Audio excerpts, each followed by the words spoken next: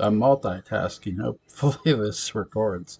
Um, I'm here to continue my read reviews of To Benight and Beguile, written by John Philip Betancourt. Chapter 12, Breaking Evie.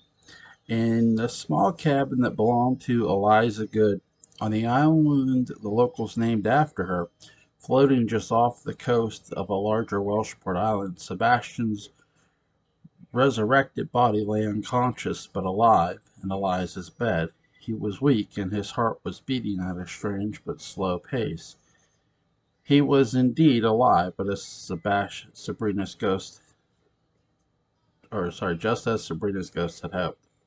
Sebastian lay on his back, his shirt ripped off, his skin sweaty, and his chest lifting up and down in a slow rhythm like a ticking clock, waiting and waiting for all his other senses to snap together and make him one human again. But human in its full form Sebastian would never be again. Mary stood in the open door watching as he lay there, naked under the white sheets, with a painful expression splattered across his sleeping face. She held her hands in a tight fist with worry, a terrible worry. She could see the scar of her bullet in his pale chest. She could see his strange, lifeless yet lifelike face. Her mother, Eliza, stepped into the room with more of the rabbit's blood and walked over to Sebastian's tilted his head and up and poured the blood into the man's mouth, allowing it all to drain down his throat and soothe his aching body. He'll need more than rabbit's blood to revive him to his full strength, Eliza noted, staring down at the sleeping man. Rabbit's blood? Why are you giving him rabbit's blood? What did we do to him? Mary asked in a quiet toned voice as Philippe, still trapped in the cage in the other room, tried to see what was happening through the bars over Mary's shoulders. Philippe could see into the room, although it was dimly lit, but his friend was there, alive, strangely alive. We brought him back. That's what you asked me to do. I did the spell of everlasting life, and he's here. We did what we had to do. He cannot survive on just this alone. It's not enough, Eliza explained. What can we do? I don't want him to die, not again. I cannot let him die. Charlotte told me I had to help him. Oh, that you were the only one who could. Are you helping him? He looks to be in pain. Is this helping him? Mary said, her mind slowly starting to crack over the pressure of the trauma of what she had done, both shouting, shooting and kissing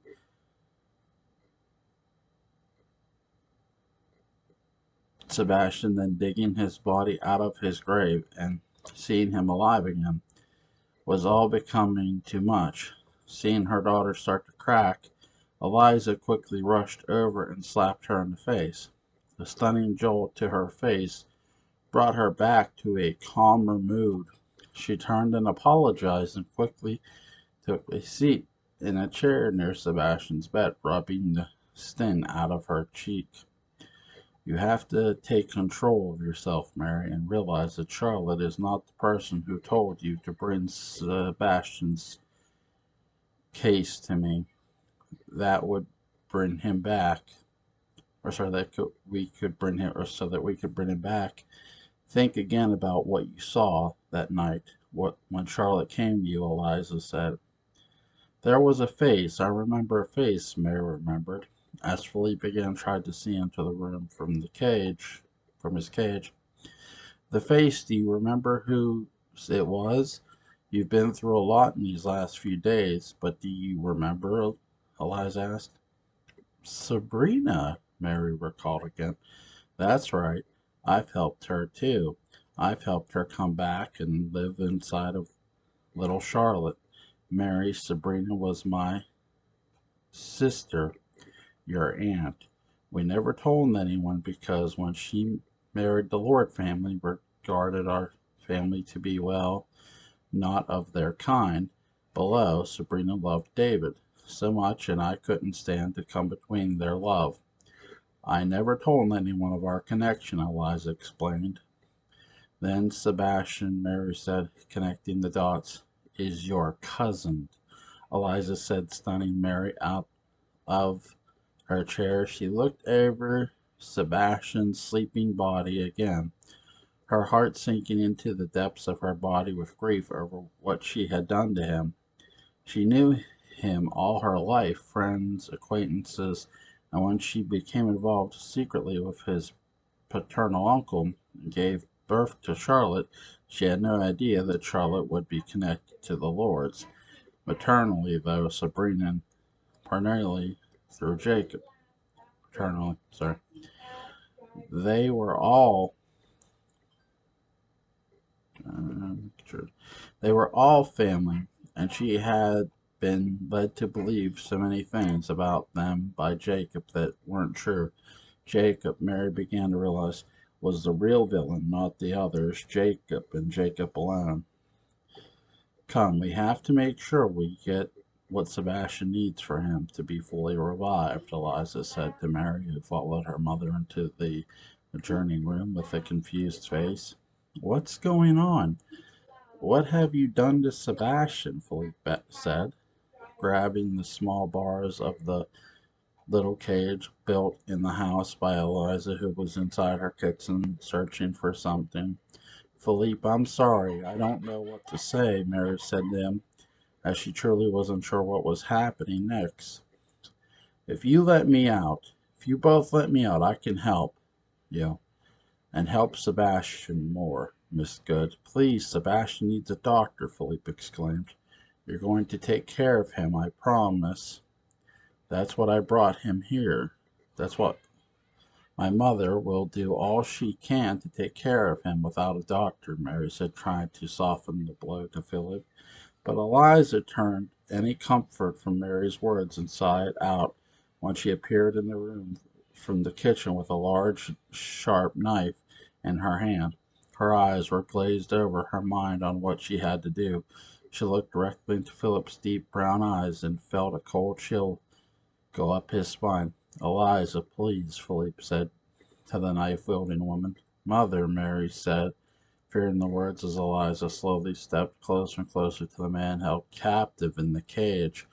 Put your arm, put out your arm, Philippe, Eliza demanded as she pushed himself to the back of the cage. No, no, what are you going to do? He screamed. Mother, please don't hurt him, Mary screamed. Eliza turned to Mary. This is to help Sebastian live. Then turned back to Philip. If you want your friend to survive, Philip, you will hand me your arm. Philippe stood in the cage, only feet from Eliza, who was not inches from the bars. He slowly walked up to her, unsure of what was planning on she was planning on doing.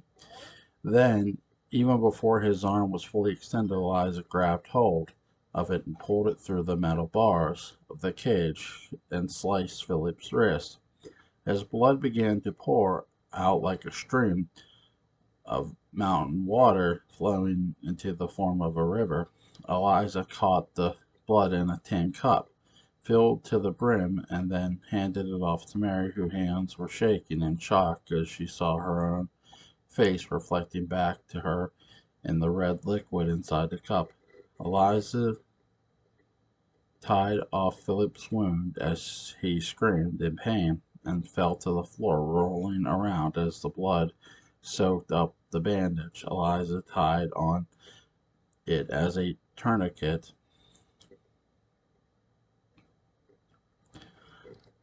I'll check on it in an hour. Don't worry, you'll heal well, Eliza said to a groaning Philip.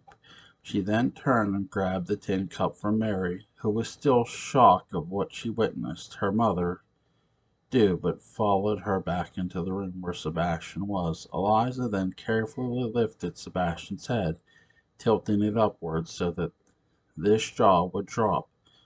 When his airway was clear, she poured the human blood into his mouth, watching it go down drop by drop. The blood spilled out onto his cheek and down his neck and pulled in a small little indentation in his chest. Mary felt sick, her body felt weak, and before she knew it, she fainted on the floor of the bedroom. While Mary came to, Sebastian's whole body suddenly began to react to the human blood provided by his best friend's wrist. His color changed from pale to slightly peach toned.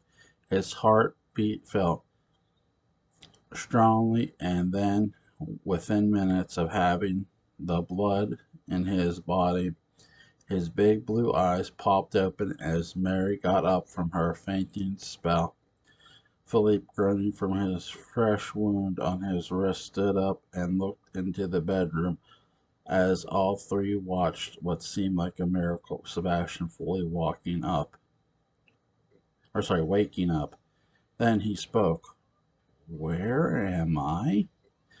In the morning, a harsh wind blew over the two islands in the Frenchman Bay. The wind that signaled a coming storm both in the air and down on the ground on Welshport itself. At Terramore House, Celeste was busy in Evie's room preparing to help dress her for the day. As was part of her job as her lady in waiting, Celeste was exhausted. She hadn't slept. She had been all over the village the night before looking for Philippe, who had not returned from Good Island after almost 2 days. Her heart was filled with worry, and it showed all over her face. Evie walked in her dressing gown and almost instantly saw the look on her new friend's face. Celeste, Evie said, trying to open up conversation.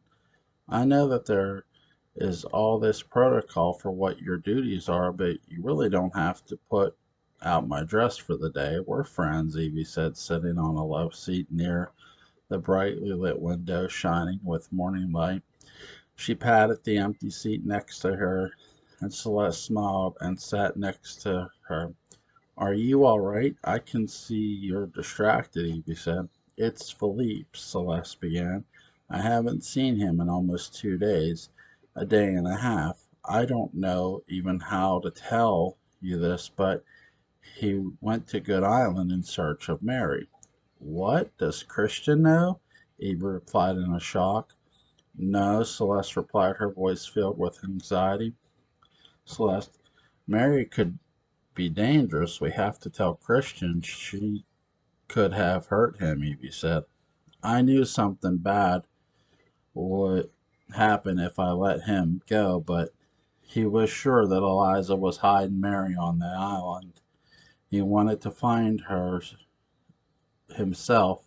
I should have convinced him not to go. I should have told him to stay home and not go there, Celeste said with tears in her eyes. Oh, Celeste, you have to tell him right away. Evie got up and rushed over to her dress, and faster than Celeste could blink, Evie was already dressed and quickly rushing over to her armoire to search for shoes and a coat. I thought about telling Christian last night, but it was so late. I was so tired and everything just felt like it was out of my hands. If I could have, I would have gone to Good Island myself to find him. And now I fear the worst, Evie, and if Mary has done to Philippe what she did to Sebastian, I don't know how I could ever live with myself. I let him go look for her. Evie rushed back to her new best friend and grabbed her hands. Don't think that way. I know it's scary to think of the worst, and we've already seen what she's capable of, but Christian will find Philippe. I promise. I'm going to try and stay positive for you. Whatever you need, I'll be there for you, Evie said reassuringly. Celeste smiled She could feel sincerity coming from her new friend. She saw that she was indeed there to help her and that they would be connected for life now. A true friendship in a town that Celeste never really felt welcome in. But Evie was true, and this made Celeste feel guilty. She had lied to her for the sake of keeping the Lord family secret, the secret of who really killed Sabrina Lord. At least the truth that everyone thought was true. I have to tell you something else, Celeste said quietly. What is it? Evie asked as Celeste got up and walked over to the large painting she knew had led to Rebecca's room. Celeste, put your ear to the wall near the painting, confusing Evie. What are you listening for? Evie asked. Shh, Celeste replied. The walls have ears. Come, Celeste added in a hushed voice as she grabbed Evie by the hand and led her to the veranda just beyond the large white French doors of the bedroom. In the cold of the morning, on the veranda of Evie's bedroom, that looked over the frosted over yard just below, Celeste pulled Evie over to the far corner of the veranda that was as far away as possible from the window of Rebecca's room. She grabbed Evie's hand and pulled her down so that they were crouched down near the stone banister, and in a hushed tone a voice confessed, I lied to you about Sabrina. She didn't die of influenza. She was murdered, Celeste said to Evie's gasp. Catherine's story was true. Evie asked of the woman on the ship that first told her of the scandal. For the most part, yes. From what we know, Jacob saw Sebastian's father. Jacob said David was in a jealous, drunken rage and strangled Sabrina right on the beach. He was so distraught when he became sober that he vanished. There were rumors that he jumped to the death off the Welshport lighthouse, even sightings of his body floating in the sea, but ultimately a body was never found near the island. Jacob later told the family he was found near Bangor. We were told it was David, but no one was able to see him. Jacob took control over everything, even Rebecca was left in the dark, Celeste explained. Evie inhaled a giant gulp of fresh air. She mulled over what Celeste had just told her, a wild story of jealousy, murder, and the missing body of David Lord, her presumed dead father-in-law. It all seemed so far-fetched and strange, so much tragedy shrouded in secrets. Evie had been blinded by her wedding and everything she had to do to make her family stayed in good standing due to her marriage. She had to shove aside much of her own logic and common sense, but that was about to end. Evie knew now something was going on with Jacob. He was the constant common denominator with much of the misfortune that surrounded the family. He was the one that was the most involved in with a powerful mother like Rebecca in the house, who controlled everything. It was strange to Evie that she would have no say in David's funeral.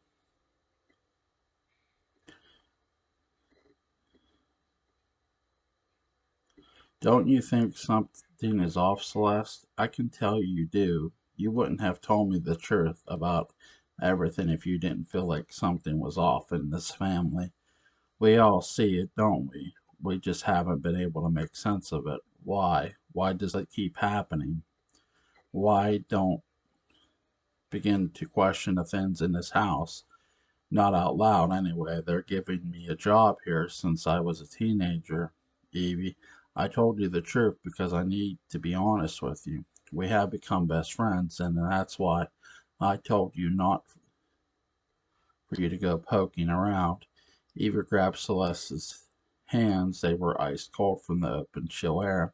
She held them and looked into her best friend's eyes and asked, Do you believe Jacob?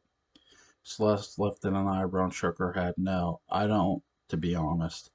There's a lot of stories that I've heard around the village that say Jacob is that David is alive, and I know Jacob to be dark. There is a dark side of him.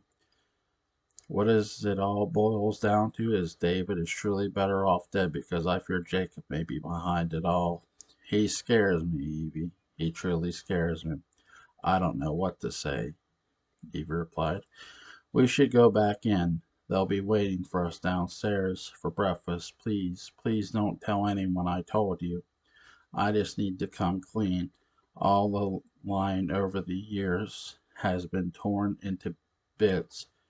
The family makes us all say the influenza story to strangers, but everyone in the village knows some of the truth, Celeste said as the two got up from their crouched position. Thank you for telling me, Evie said, still feeling the awful full sting of the truth. Evie, please don't tell anyone, Celeste asked again, hoping she didn't lose Evie's confidence. Evie took a breath and smiled sweetly. Let's go to breakfast, then call Christian. Celeste smiled back, but when she could already feel she may have lost her new friend trust by using the lie the Lord family forced on her for now. Later that evening, Evie tried to avoid the rest of the family. She didn't know how to interact with them anymore, knowing the full truth, at least what Jacob wanted everyone to think was the truth of Sabrina's death. She had trouble, Evie did, with pretending. She hated the fact that she now had some idea of the family secret, but to keep Celeste safe from Rebecca's wrath, she would remain quiet about it. But she needed time to breathe, time to focus, and time to mourn. Unfortunately for Evie, Gaspar had other plans. As Evie walked to her room to settle in for the night, the con artist Gaspar DeBose, who Rebecca believed to be a spiritual guru with powers that connected to the dead, followed Evie in a black cloak, the same cloak that belonged to Sebastian. Soon Evie began to hear footsteps from behind her. She quickly turned and saw Gaspar dressed as Sebastian within the cloak hood over his face and obscuring her view.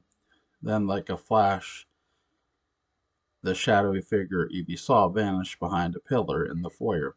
Who's there? Evie said, her voice echoing in the chamber as she quickly grabbed a candelabra from a side table to light her view. Evie, brave as she could be, went over to the pillar and saw there was no one there. Gaspar cleverly escaped view by pushing open a hidden door that Evie was not aware of. She stepped back, her blood pumping. She knew what she saw, a man in black. The cloak very clearly Sebastian's because of the golden tassels that hung from the edges of the hood. She stepped backwards and turned to go back the way she was going, toward her room, and there again, in the distance of the hallway, was Gaspar still in Sebastian's cloak. Sebastian, Sebastian, is that you? Evie called out of the shadowy figure in the cloak. She knew it could not be him. He was dead, gone forever. Then Evie's eyes narrowed as she whispered to herself, Jacob. The man Gaspar quickly turned and darted down a side hallway and secretly into another room passage that led into the walls. The estate. Evie rushed over and entered the hall and said nothing, just three doors that led to the library and two smaller cloak rooms. She opened the first door to the one cloakroom, and it was filled with extra chairs for the garden that Rebecca would put in the other in the spring. She closed the door and opened the second cloakroom. There too were just random coats, and out where the family used to go on walkabouts, but no person, no cloaked man. I saw him. I know I did, Evie whispered to herself. Is that Jacob? Or she turned, or allowing the glow of the canterbury in her hands to light the way, and slowly went to the third door, the side study that Jacob often used as a smoking room. She took a deep breath. If the mysterious man was anywhere, Jacob for that matter, she thought, it would be here.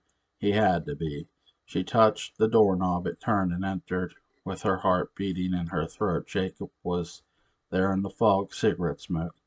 Evie. Good evening, he said, sounding surprised, but knowing that this is where Jacob would have lured her. Jacob, I'm sorry. I thought you were someone else just now. I saw something, she said, thinking she would have caught Jacob still in the cloak, but the cloak was nowhere to be found. There would have not been time for him to remove it and hide it once she entered. Someone else? What do you mean? He said, fingered ignorance. Well, you were here in the hall. I called out to you. I thought, she began before he interrupted. Called out? I've been in here for a few hours now. I wasn't in the hall. Who did you see, Evie? She pushed,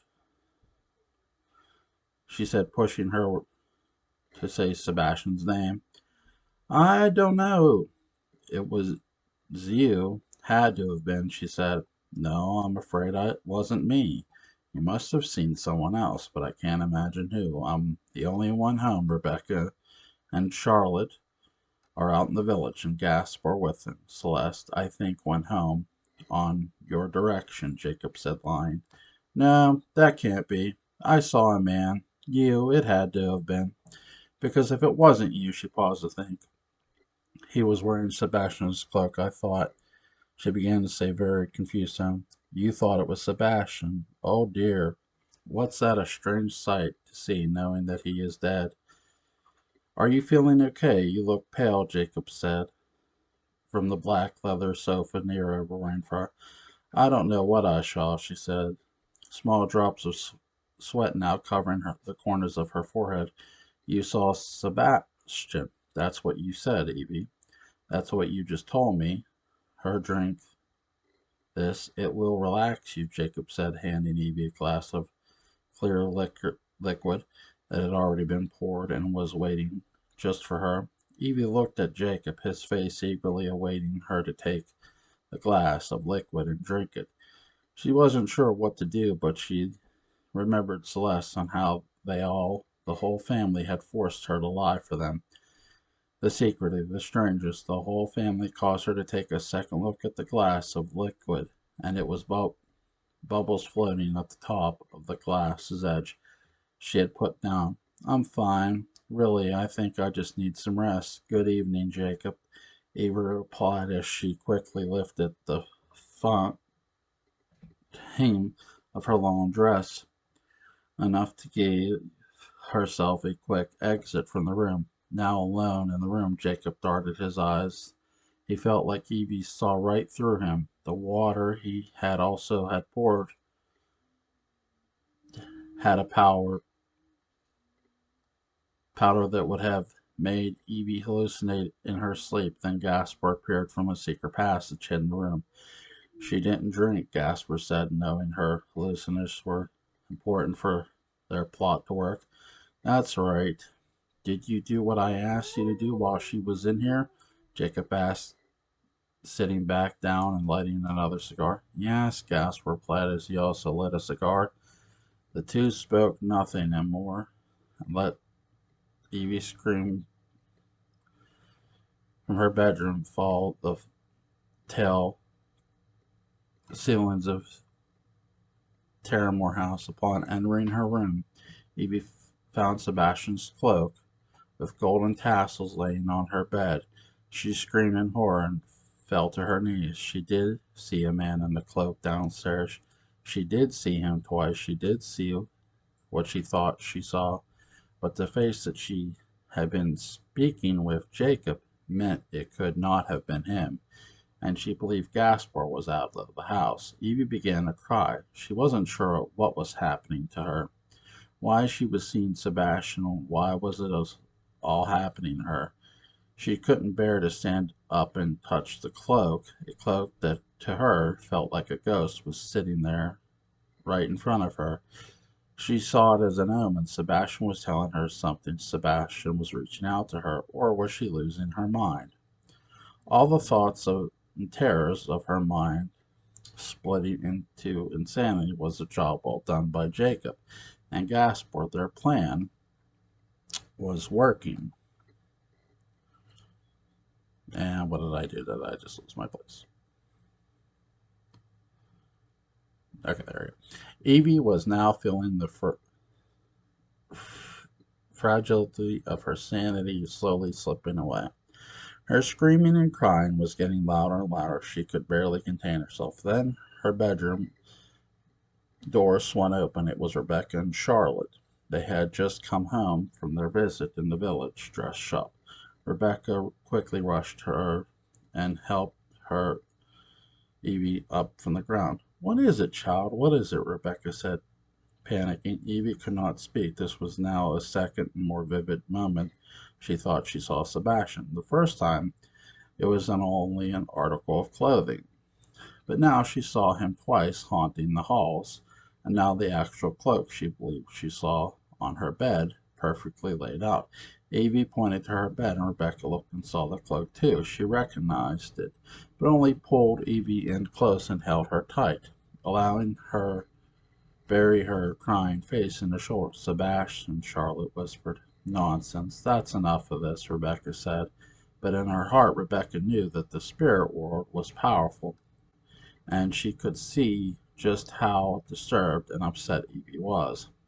But worst of all was that Jacob told Rebecca before she left that Evie had been asking for a few articles of Sebastian's clothing. Strange was the request, but Rebecca allowed Evie to have the cloak and other items, not realizing Jacob was going to use them to begin to terrorize Evie's mind.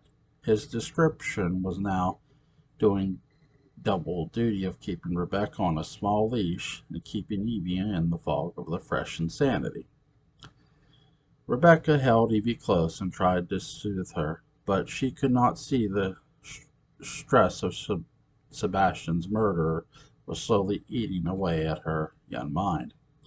In the large half of oval petal-like particle on the back of the Terramore house facing eastward, numerous windows were screened off and looked out into the darkness lawn. There was now covered in darkness of the night. Jacob smoked another cigarette and watched the darkness clouds he had ever seen were slowly building off in the distance over the sea. The red burning end of the cigarette, reflecting a red glow on his face. 3 candleburs burned, 2 in the corners and 1 in the center patio. Jacob could feel the cold breeze of coming storm touch his face and blow through all the potted ferns. It felt like his plan was working and working perfectly. Rebecca, exhausted from trying to calm Evie down, stepped out from some fresh air and saw her youngest and last son standing at one of the screens, watched the clouds. She cleared her throat and turned around. "How is she?" he asked. "Asleep, Jacob. I never seen anyone like that before." She was sure she saw Sebastian, so sure, Rebecca recalled. "That's unsettling," Jacob only replied. "You don't think the seance," Rebecca said before Jacob jumped in. "Mother, please, the seance wasn't really what we saw. Was nothing more than, well, I don't know what we saw," Jacob said. "That's what you'd like to think," Rebecca replied, the window blowing the white ruffles of the upper part of her dress. "But I know what I saw. I wanted Sebastian to come back, and perhaps he did. Perhaps that's what Evie saw." "No, Mother, that's not at all what she saw. What Evie is going through is a mental breakdown, a woman who is suffering from a traumatic and serious mental issue. She saw her husband die right there on their wedding day, in her arms. I'm afraid we won't step in. If we don't step in, she may suffer even more. Or these supposed visions of Sebastian, or worse," Jacob said. "Worse? What do you mean worse?" Rebecca asked as the thunder rolled in the far of the distance. "Today it's Sebastian. Tomorrow it's who knows, Jesus or the devil," Jacob said in a cold voice. "Stop it. Don't you dare ever bring Satan into this. He is what I fear most of all. I refuse to allow any negative spirits in," Rebecca said, shocked Jacob would bring the devil into the subject. Well, how can we be so sure Evie hasn't already brought him, or whatever you want to call, into Terramore? After all, since she's arrived, only horrible things have occurred. We're lucky she believed Celeste's lie about Sabrina. Otherwise, she'd probably be losing her mind much faster, Jacob said. Do you really think she's losing her mind? Rebecca wondered. I believe so, Mother, yes, and unfortunately I think it's time we nip this in the bud. We saw what happened with David. What? Rebecca said, plain dumb. Oh, Mother, come on now. We all know the isolation here caused David to lose his mind. He started drinking, and he became obsessed with the drink. So much so, he began to neglect his wife, his son. It's all a process, and we are now watching Evie go through the same thing. Are we to just ignore her too? Jacob explained. No, Rebecca whispered as she turned away from Jacob and looked out onto your grass in the coming storm. If we do it will get worse, he said. I could hypnotize her. Yes, hypnotize her. I tried it. It's almost worked with Gaspar. Can show me. More, I can have all those horrible things in her mind erased. I can, Rebecca said, hoping for acceptance. No, Mother, the time for that is gone. It's time we had her committed, taken from her own safety, to the mainland and placed in a sanitarium. It's really the only choice, Jacob suggested. Wincliffe? I couldn't. What would everyone in Westport say? And you know how your father suffered there, Rebecca revealed. Yes, but it's your only choice, Jacob replied sinisterly. Rebecca turned back to her son. His hair was blowing in the soft breeze of the storm, and his cigarette smoke surrounded, making him look as if he were in the storm clouds himself, floating there, waiting for her to answer. He looked at his mother, so frail in body frame, small, her neck so perfectly pale, and then sticking out of the neck of her black dress. He thought how easy it would be to grab it and snap it like a twig, how simple and quick it would just end his own mother's life. Jacob, she said, snapping him out of his fantasy. What? He replied, confused. I said I'd think about it tomorrow. I'll tell you if we should call Wincliffe to come. And I can't even believe I'm staying it, but take Evie to their sanitarium, the same one of your father died in, Rebecca said, feeling the irony of the whole moment. With her words usually set in stone, as the matriarch of the family, she turned and left Jacob in the screen room to await the storm, but he was not alone. His co-conspirator Gaspar had been watching in the shadows the whole time. You never told me your father Albert went insane. Interesting change of events, Gaspar said, stepping into the glow of the cannabis. Jacob took another gulp of the cigarette smoke and lifted his eyebrow.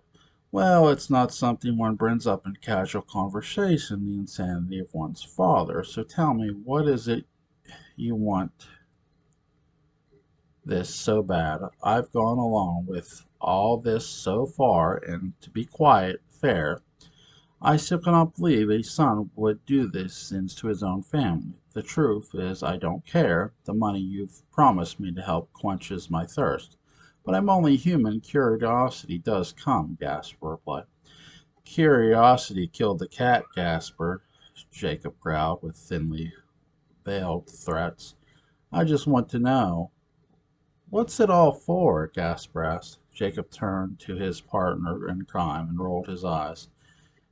He wasn't proud of the reasons he was done doing what he was doing, but what he was about to say was the truth, no matter how simple and pathetic it sounded, even to his own ears. Revenge, Gaspar, revenge. My father went insane and left most of our family fortune to my brother David and David's children. Anything extra I got would be in the occurrence of some kind of family tragedy. I've done most of the work with the publishing firm over the years. David never did anything, but he was father's favorite, the chosen prince. You see, I can't let this happen anymore, even in his declining mental state. My father's choice, my brother, he asked David, my younger brother, to head our company. After he died, he was more handsome, he was more intelligent, more everything, according to my father, but I am more ruthless, I am more astute. I always win, Jacob explained. Gasper nodded.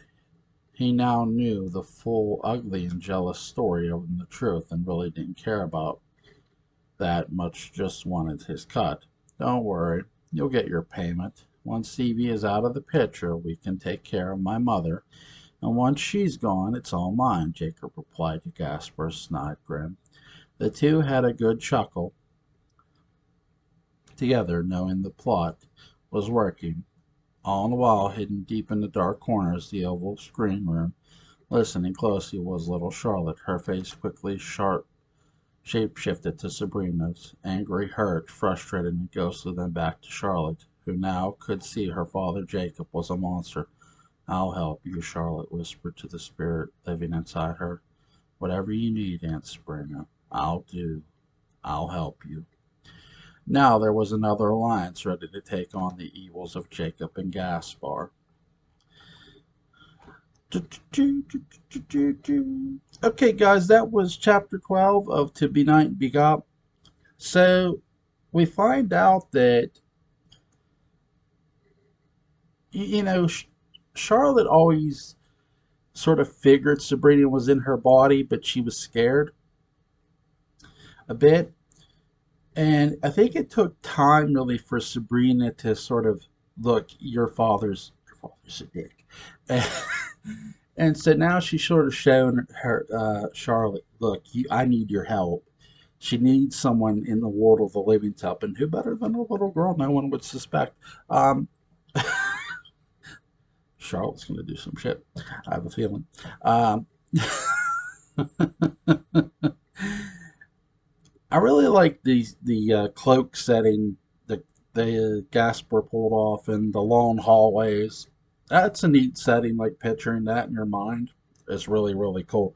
Um, yes, Sebastian's a vampire. By the way, that's my thing. That's that's the money I'm laying down. Damn it, money's on the vampire. Um, we'll see what happens. Really really interesting stuff. Um, Philippe in a cage. That dude's got to be like, these women are crazy. Oh, goodness. Links in the description box, guys.